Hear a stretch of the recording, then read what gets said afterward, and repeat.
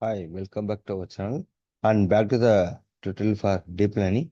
Today we are going to again discuss topic called recurrent residual convolution neural network in just 10 minutes. Today we are to see what is that one and simple architecture where you can easily understand about the basics of this recurrent residual convolution neural networks. So before that, we had know the definition of RS and RSN. So it one of the deep learning architecture that combines the ideas from various powerful neural network called recurrent residual convolutional neural network because these are developed by the concepts like CNN and residual networks and also another called recurrent neural networks. Generally, CNN generally used for spatial feature extraction and residual networks is that are used for training of deeper networks very easily without complications and recurrent neural networks that is for iterative feature refinement also. And mostly this RRCNN used in the field like medical image segmentation, object detection, image classification, and so on. Core components. There are three core components in the RRC. Sorry,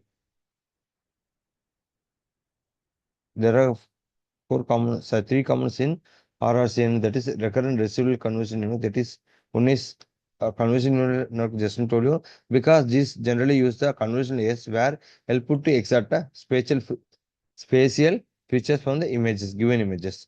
And this generally consists of operations like convolution, followed by activation, that may be ReLU, and followed by pooling, and followed by fully connected layers also. Because these are very useful in left for image related tasks in medical, maybe medical image segmentation and so on.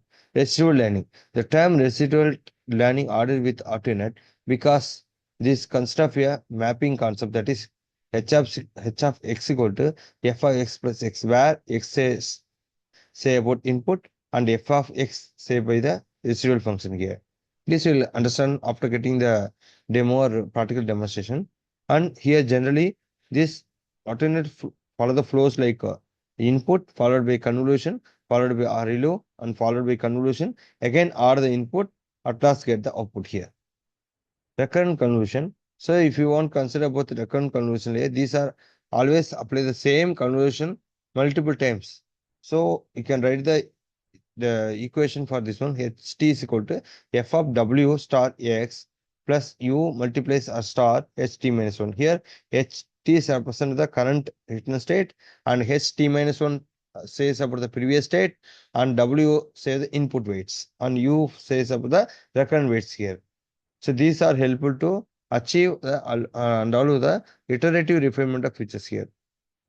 And RCN. So if you take the general architecture of this RCN, it consists of recurrent convolutional layers followed by the residual connections. So let's go for diagram, we'll get more clarity.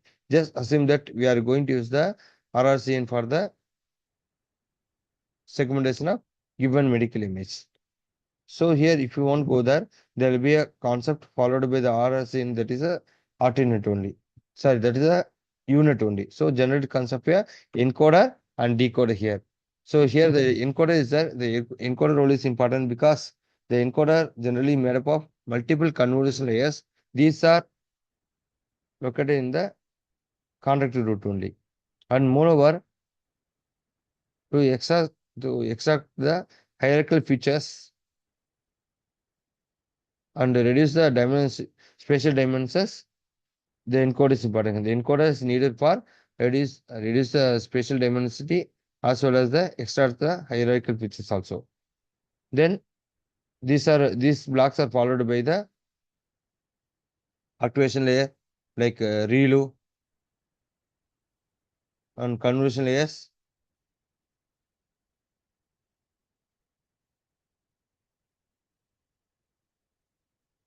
and another layer. So here recurrent convolution layers, you have to remember the things like why is important and what are the role of these layers like that. Okay, because here recurrent, sorry, I go back here. Yeah. So residual connections there, these are added in the R2U-Net because this will help to add the, sorry, these are helpful to differentiate the blocks input and output here, and also helpful to add. These are now added back to the input, and reduce the helpful to reduce the gradient vanishing problem also. And next, and this general concept skip connections, because skip connections helpful to connect the encoder decoder for future representations, as well as we have one more is called decoder. The decoder is generally consists of a upsampling, activation layers, and this layers, and another layer is there, and